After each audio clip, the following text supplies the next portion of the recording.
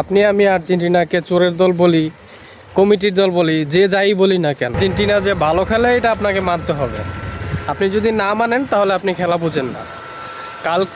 আজকের ম্যাচটা যেই লেভেলের খেলা হয়েছে, আর্জেন্টিনা যেই লেভেলের কামব্যাক দেয় প্রতিটা ম্যাচে, এই ওয়ার্ল্ড কাপে এখন পর্যন্ত একটা ম্যাচ মনে হয় না দেখছি যে এরকম কোনো টিম কামব্যাক দিছে।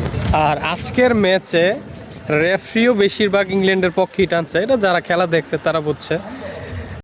আর্জেন্টিনা যেহেতু ফাইনালে উঠে গেছে, স্পেনের সাথে যেহেতু খেলা, আমার মনে হচ্ছে যে স্পেনের সাথেও অবশ্যই ফাইনালে জিতবে।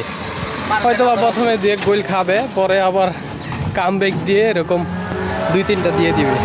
অবশ্যই এই ফাইনালের ওয়ার্ল্ড কাপের দাবিদার আর্জেন্টিনা। আপনার মতামত কি? স্পেনের সাথে যেহেতু খেলা পড়ছে আর্জেন্টিনা ফাইনাল, আপনার মতামত কি অবশ্যই জানাবেন। আমার মনে হচ্ছে স্পেনের সাথেও আর্জেন্টিনা জিতবে।